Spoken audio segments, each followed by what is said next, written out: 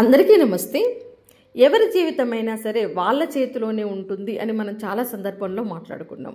అదేవిధంగా మనం తీసుకున్నటువంటి తప్పు నిర్ణయాలు, తప్పుడు ఆలోచనలు, తప్పుడు అలవాట్లు, మన పట్ల మనం చేసినటువంటి తప్పుల వలన ఒక్కొక్కసారి మనం ఎన్నింటినో కోల్పోతుంటాం.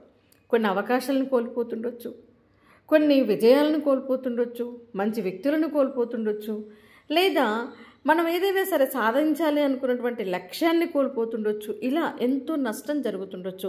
అన్నిటికంటే మించి విలువైనటువంటి కాలాన్ని కూడా కోల్పోతుండొచ్చు. అయితే ఏవైనా సరే కొన్ని విషయాలలో మనం ఏదైనా కోల్పోతే తిరిగి మళ్ళీ వాటిని భర్తీ చేసుకునే అవకాశం ఉంటుంది. కానీ కొన్ని తప్పుల వలన జరిగిన నష్టాన్ని తిరిగి మళ్ళీ మనం భర్తీ చేసుకోలేం. కొన్ని అవకాశాలు ఒక్కసారి మాత్రమే వస్తాయి, మళ్ళీ రావాలి అంటే మన దగ్గరికి రావు. అదేవిధంగా కొన్ని విజయాలు కూడా ఒక్కసారి మాత్రమే మన కోసం వెయిట్ చేస్తాయి. మనం వాటిని మిస్ చేసుకున్నాక మళ్ళీ వాటిని మన జీవితంలో పొందలేకపోవచ్చు. అదేవిధంగా సమయం మన చేతి నుంచి జారిపోయిన తర్వాత మనం ఎంత లబోదీపమన్నా కూడా మళ్ళీ మన చేతిలోకి ఆ సమయం అనేది రాదు.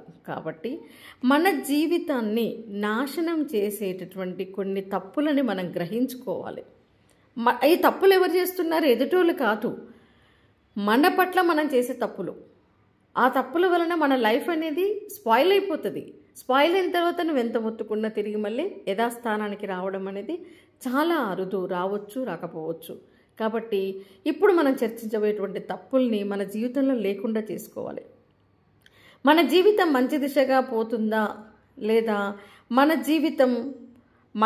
జీవితాన్ని మనమే నాశనం చేసుకుంటున్నామా అనే విషయము మన అలవాట్ల మీద, మన ఆలోచన విధానం మీద, మన చర్యల మీద ఆధారపడి ఉంటుంది. చాలామంది వాళ్ళకి తెలియకుండానే కొన్ని తప్పులు చేస్తూ ఉంటారు. అయితే వాళ్ళకి అది తప్పులాగా కూడా అనిపించకపోవచ్చు, కానీ అవి వాళ్ళ భవిష్యత్తుని కంప్లీట్గా నాశనం చేసే ప్రమాదం ఉంటుంది. సో ముఖ్యంగా ఈ వీడియోలో మన లైఫ్ మీద చాలా ప్రభావాన్ని చూపించేటటువంటి 5 తప్పుల గురించి మనం తెలుసుకుందాము. వాటిని ఇమీడియట్గా మీ జీవితంలో నుంచి తరిమేయండి. ఓకే. సో అందులో మొదటి తప్పు ఏంటి అంటే, చాలామంది చేసే తప్పమ్మా ఇది తప్పు అనిపించదు చాలామందికి, కానీ దీనివల్ల ఎంత డ్యామేజ్ అవుతుందో తెలుసా? ఒక జీవితకాలము లేటు, ఒక జీవితకాలము నష్టం. అర్థమైందా? ఒక అద్భుతమైనటువంటి అవకాశాలని కోల్పోవడం, ముఖ్యంగా అద్భుతమైనటువంటి జీవిత కాలాన్నే కోల్పోవడం. అందమైనటువంటి బాల్యాన్ని కోల్పోయే వాళ్ళు కొంతమంది ఉంటే, అందమైనటువంటి యవ్వనాన్ని కోల్పోయే వాళ్ళు కొంతమంది ఉంటే, అసలుకి జీవితాన్నే కోల్పోయే వాళ్ళు కొంతమంది ఉంటారు, కొన్ని అవకాశాలను కోల్పోయే వాళ్ళు ఉంటారు. సో ఏంటిది ఈ మనకి అంతగా నాశనం చేసే అలవాటు ఏంటి అంటే ప్రొక్రాస్టినేషన్. రేపటికి వాయిదా వేయడం. తర్వాత చేస్తాను అనే పదము చాలా చిన్నదిగా కనిపిస్తుండొచ్చు మీకు, కానీ మన జీవితం మీద చాలా ప్రభావాన్ని చూపిస్తుంది. ముఖ్యంగా మనని నాశనం చేయడంలో ముందు వరుసలో ఉంటుంది. అసలు ఎందుకు ప్రమాదకరం ఇది? తర్వాత చేస్తే నష్టం ఏందని మీకు అనిపిస్తుండొచ్చు, కానీ తర్వాత చేస్తాను అనే పదము వలన ఏ విధంగా అది మనకు ప్రమాదకరంగా మారుతుందో తెలుసా? చిన్న చిన్న పనులన్నీ కూడిపోయి పెద్ద భారంగా మారుతుంది. గుర్తుపెట్టుకోండి, మనం 1 కిలో మోయడం ఈజీ. మనం ఆ మోయడాన్ని రోజు వాయిదా వేసుకుంటూ పోతుంటే రోజుకి కిలో పెరిగిపోయి 100 కిలోలు మోయడం అనేది కష్టం కాదా? కిలో మోయడం ఈజీనా? 100 కిలోలు మోయడం ఈజీనా? మీరు ఒక పాఠం చదవడం చాలా ఈజీ, ఒక యూనిట్ చదవడం ఈజీ, ఒక టాపిక్ చదవడం ఈజీ.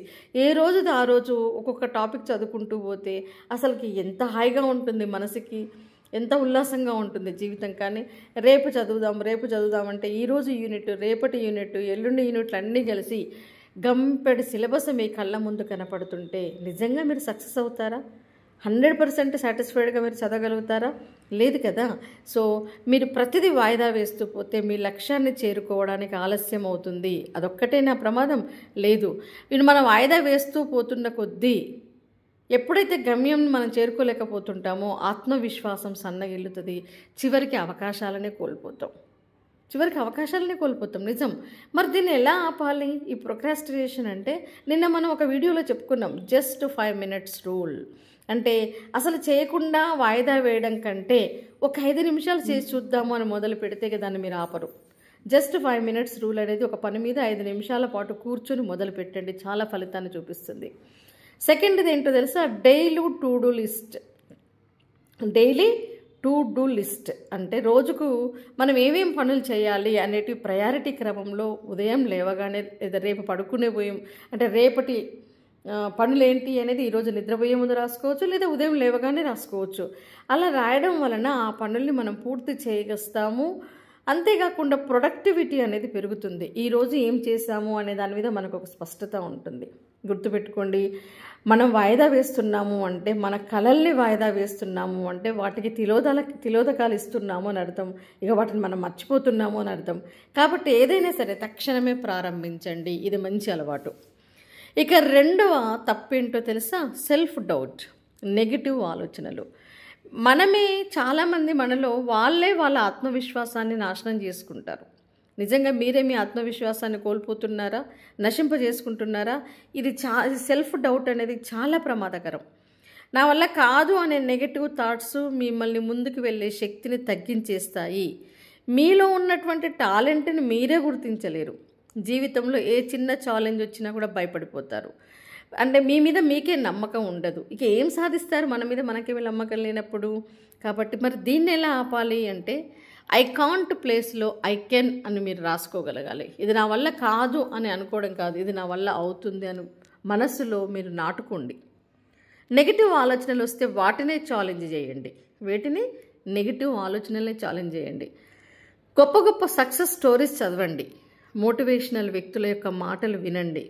మీ మనస్సులో మీరు గెలిస్తే బయట కూడా గెలుస్తారు. కాబట్టి ముందు మీ సెల్ఫ్ డౌట్ అనే దాన్ని వదిలిపెట్టి నేను చేయగలను అనే నమ్మకాన్ని మీరు సొంతం చేసుకోండి. సెల్ఫ్ డౌట్ ఉన్నటువంటి మనుషులు ఏది సాధించలేరండి. అతిపెద్ద తప్పు ఇది. మీ మీద మీకు అనుమానం ఉండడం అనేది అతిపెద్ద తప్పు. ఇక మూడవ తప్పు ఏంటో తెలుసా, తప్పు జరిగినప్పుడు ఇతరులను నిందించడం. మీ జీవితానికి మీరు బాధ్యత వహించాలి, ఇతరులు కాదు. ఈ అలవాటు ఉన్న వాళ్ళు ఏం చేస్తారు తెలుసా, ఎంతసేపు ఎదుటి వాళ్ళని నిందిస్తుంటారు. వాళ్ళు మార్చుకోవాలన్న ప్రయత్నం కూడా చేయరు. ఇతరులను నిందించడం అనేది చాలా ప్రమాదకరం. ఎందుకు ప్రమాదకరం? ఇతరులను నిందించడం వల్ల మీరు నేర్చుకునే అవకాశం కోల్పోతారు. అంటే మీరు గెలవాలి అంటే ఇతరులు నేర్చుకోవాలి అనుకుంటారు తప్ప మీరు మారాలి, మీరు నేర్చుకోవాలనుకోరు. ఎంతటి చోద్యం కదా ఇది. మీరు ఎప్పుడు బాధితుడిలా అనిపించుకుంటారే తప్ప ఎదగడానికి అవకాశం ఉండదు. బాధితుడులాగానే మిగిలిపోతారు. అర్థమైందా?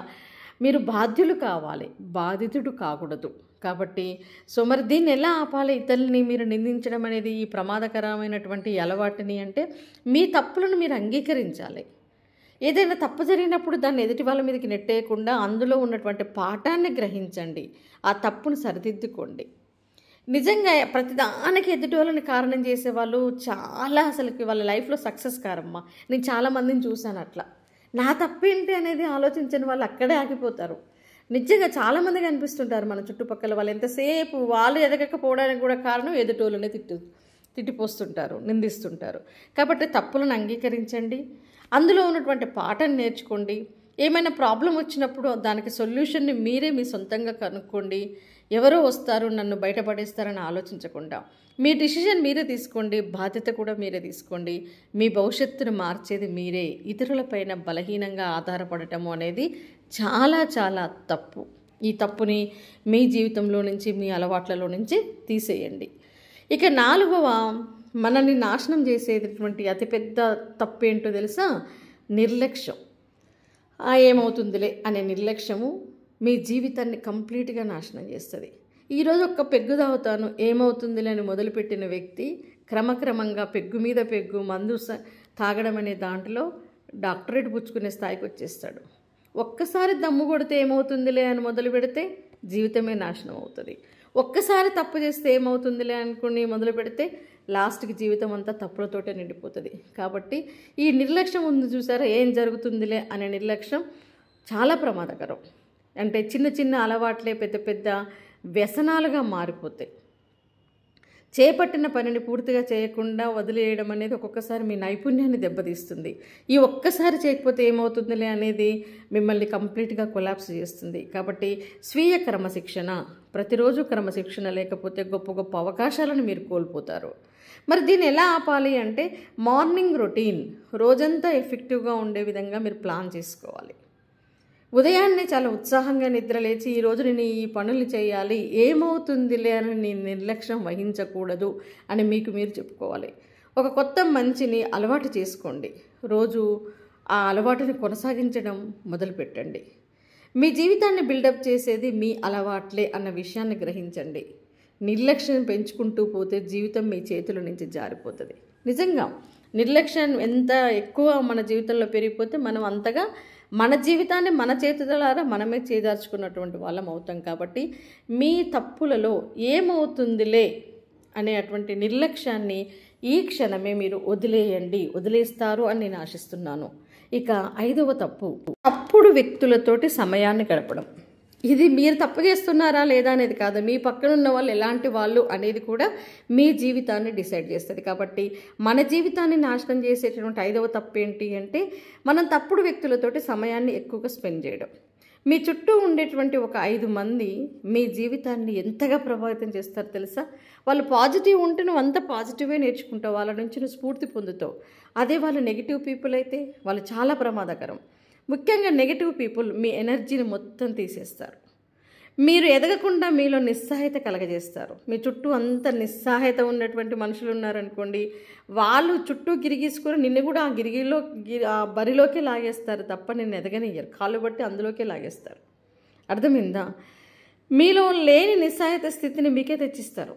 మీరు మీ విలువైనటువంటి సమయాన్ని క్రమక్రమంగా వాళ్ళ కోసం వృధా చేసుకోవడం మొదలుపెట్టాక ఇక మీ లైఫ్లో మీకంటూ ఏమీ మిగలదు. మీ చుట్టూ ఉన్నటువంటి నెగిటివ్ పీపుల్ యొక్క అలవాట్లు క్రమక్రమంగా మీకు అలవాటు అవుతాయి. వాళ్ళ చెడ్డ అలవాట్లన్నీ కూడా మీకు అలవాటు అవుతాయి. వాళ్ళలో ఉన్నటువంటి నెగిటివ్ క్యారెక్టర్స్ అన్నీ కూడా క్రమక్రమంగా మీకు వచ్చేస్తాయి. 6 నెలలు సహవాసం చేసి చూడండి, వారు వీరవుతారు, వీరు వారవుతారు అంటారు కదా. సత్సాంగత్యం యొక్క విలువ అలా ఉంటుందన్నట్టు. మంచి వాళ్ళతోటి సహవాసం చేస్తే మీ జీవితంలో కూడా అంతా మంచి జరుగుతుంది, అభివృద్ధి కనిపిస్తుంది, మీలో మార్పు కనిపిస్తుంది, స్ఫూర్తి నింపుతారు, మిమ్మల్ని ముందుకు నడిపిస్తారు. వాళ్ళ ప్రమేయం లేకుండా వాళ్ళని మీరు ఫాలో అవుతూ వాళ్ళలాగా మీరు కూడా డెవలప్ అవుతారు. అదే చెడ్డ వ్యక్తులతో ఉంటే వాళ్ళలో ఉన్నటువంటి నెగిటివ్ అలవాట్లు, నెగిటివ్ ఆలోచనలు అన్నీ కూడా మిమ్మల్ని ఆక్యుపై చేస్తాయి. కాబట్టి మరి దీన్ని ఎలా ఆపాలి? మిమ్మల్ని ముందుకు తీసుకెళ్ళి మిమ్మల్ని ఎంకరేజ్ చేసేటువంటి వ్యక్తులతోటి మీరు నిరంతరం ఉండాలి. వాళ్ళ అలవాట్లు, ఆలోచనలు, వాళ్ళ గోల్స్ మీకు కలిసి వచ్చేలా ఉండే వ్యక్తులతోటి మీరు కనెక్ట్ అవ్వాలి. గుర్తుపెట్టుకోండి, నెగిటివ్ ఎనర్జీని కట్ చేయండి. మీ జీవితాన్ని పైకి తీసుకెళ్లేటువంటి వ్యక్తులతోటే టైం స్పెండ్ చేయండి. విజ్ఞానాన్ని పంచే వ్యక్తులతోటే టైం స్పెండ్ చేయండి.